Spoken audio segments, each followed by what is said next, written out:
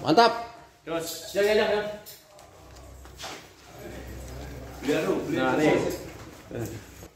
Tim khusus anti bandit Polres Mesuji menggerebek rumah milik Tamtamo yang difungsikan sebagai pabrik pembuatan uang palsu di Sukoharjo, Jawa Tengah.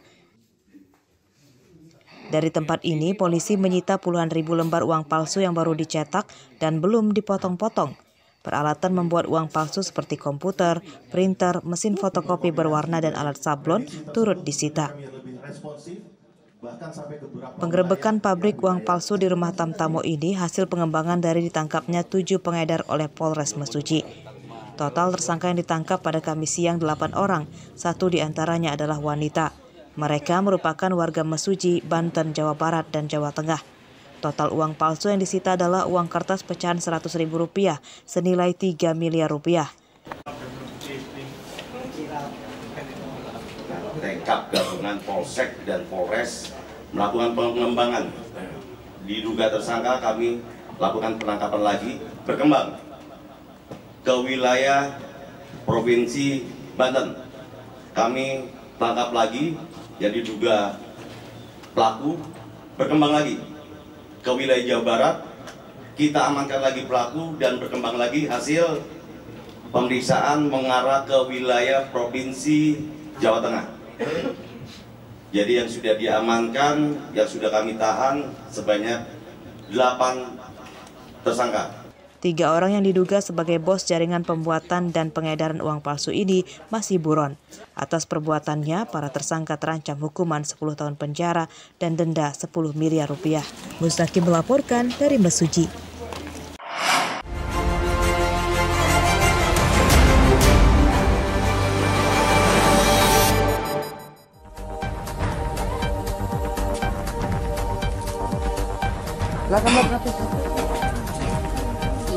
Polisi menggerebek rumah Trisna alias Entis di Kelurahan Durian Payung, Tanjung Karang Pusat, Bandar Lampung Minggu malam. Tersangka ditangkap di kamarnya tanpa melawan. Baik, mana Tis? Saya Tis. Pegang keras ini.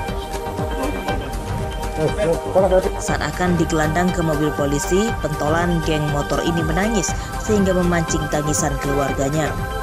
Keluar aja. Ya Allah. Polisi kemudian menangkap 2 temannya di Kemiling, Bandar Lampung. 2 tersangka terakhir yang ditangkap adalah Julian dan Ega Frandika. Menurut polisi, ketiga tersangka sering membuat onar. Selain memimpin geng motor untuk tawuran dengan kelompok lain, para tersangka juga kerap berulah brutal merusak warung-warung di pinggir jalan tanpa sebab. Mereka berulah di jalanan dengan membawa berbagai senjata tajam. Salah satu korban kebrutalan tersangka adalah seorang pedagang nasi uduk di Kelurahan Penengahan, Kedaton, Bandar Lampung pada akhir September lalu. Para tersangka memecahkan kaca etalase nasi uduk dengan batu dan senjata tajam. Padahal tersangka dan korban tidak saling mengenal. Polisi menjerat ketiga tersangka dengan pasal 170 KUHP tentang perusakan secara bersama-sama. Ancaman hukumannya penjara selama 5 tahun.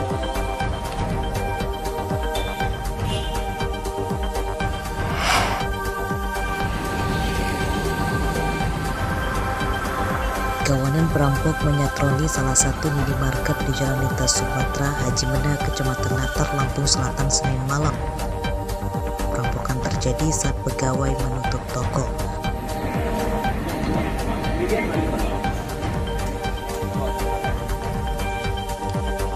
Rekaman CCTV menunjukkan perampok 2 orang, satu membawa senjata api dan satu lagi membawa golok.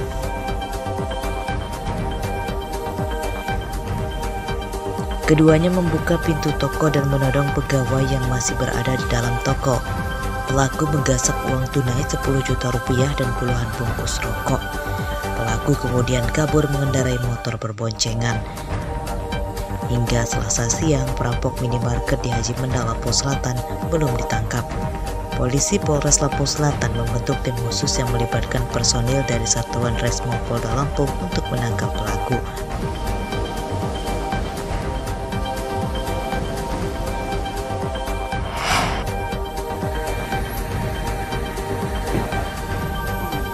Gunung Anak Krakatau di perairan Selat Sunda, Lampung Selatan kembali erupsi. Sejak Selasa lalu hingga Rabu tercatat 4 kali letusan dari Gunung Anak Krakatau yang menyemburkan abu vulkanik setinggi hingga 200 meter.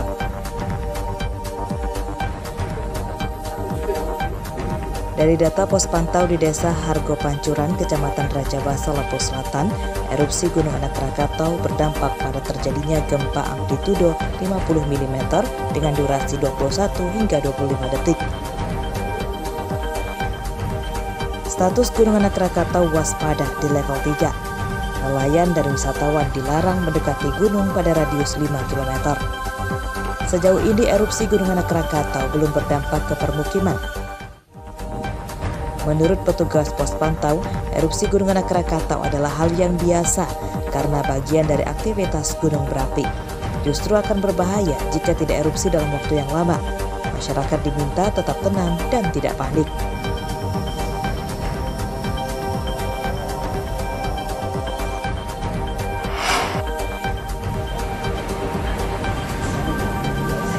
Polisi dari Satuan Narkoba dan Binbas Polres Pringsewu Senin siang menggelar razia di sejumlah apotek dan supermarket. Razia menyasar penarikan obat cair atau sirop untuk anak-anak dan orang dewasa.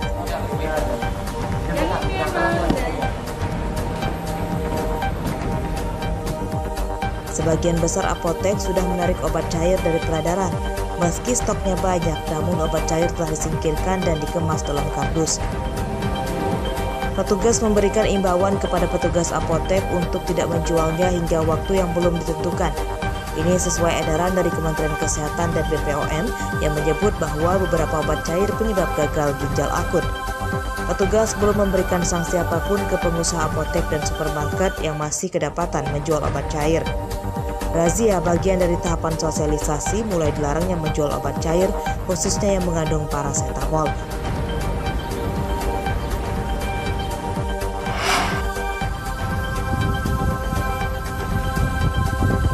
Seekor paus tutul kembali terdampak dan terperangkap jaring nelayan Payang di Pantai Sukaraja, Bandar Lampung, Rabu siang. Paus tutul sepanjang sekitar 4 meter itu dilepaskan lagi setelah nelayan merobek jaring mereka. Menurut nelayan, selama sepekan terakhir sudah ada 5 paus tutul yang terdampar di Pantai Sukaraja. Fenomena kemunculan ikan paus tutul itu diduga karena angin kencang dan ikan terbawa arus ke pesisir pantai.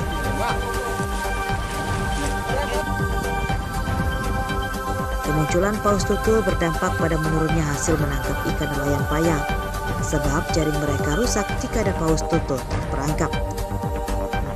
Kemunculan paus tutul awalnya menakutkan nelayan, namun karena sering muncul, mereka tidak takut lagi, sebab paus tutul rupanya tidak menyerang manusia.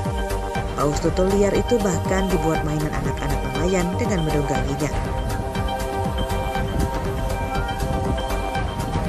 Paus tutul bukan termasuk hewan karnivora atau pemakan daging, melainkan makanannya adalah plankton, tumut, serta hewan kecil nektonik seperti cumi-cumi.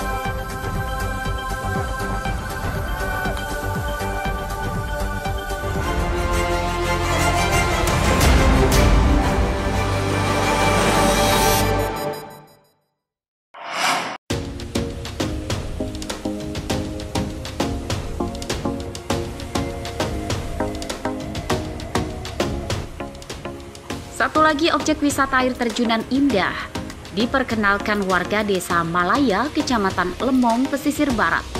Warga menyebutnya air terjun Keramian yang tingginya mencapai 80 meter.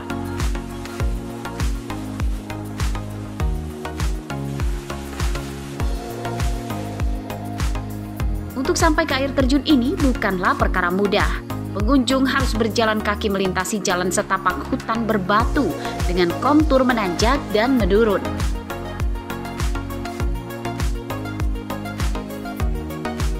Perjalanan memakan waktu sekitar 2 jam dari tempat parkir kendaraan. Butuh stamina yang kuat untuk mencapai air terjun Keramian. Namun, jangan takut tersesat karena ada pemandu wisata yang disiapkan. Pengunjung hanya perlu membayar seikhlasnya untuk para pemandu itu.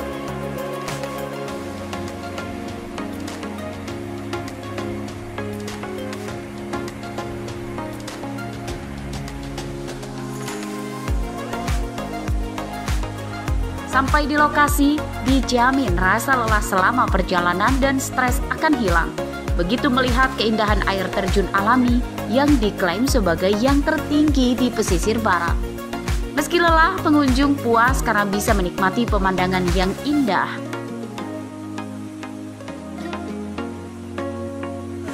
Terbayar sih, walaupun capek. Gimana menurut kalian pemandangan air terjunnya mungkin? Sayang kalau nggak jalan-jalan. Masih alami. Harapannya sih semoga kedepannya ada investor Untuk mengelola ini. bahasa anak sekarang. Untuk lebih mengenalkan objek wisata yang disebut surga terpendam itu, pemerintah desa membentuk kelompok sadar wisata yang akan membantu pengunjung dan menyiapkan spot foto yang aman. Nyampai di sini itu rasa lelah dan letih itu hilang. Kayaknya nyaman itu pas nyampainya. Bisa untuk berenang mungkin Pak? Bisa, untuk mandi bisa. Foto-foto bagus ya spotnya Pak ya? Kalau untuk foto-foto bagus. Kalau air terjun ini masalahnya kalau dari tingkat kon mungkin nggak mampu untuk pembangunannya. Kami mohon. Meski sudah dibuka untuk umum, pihak desa masih kesulitan dan membutuhkan bantuan dana untuk membiayai memugar objek wisata yang rencananya akan dijadikan ikon baru pesisir barat. Rosandi melaporkan dari pesisir barat.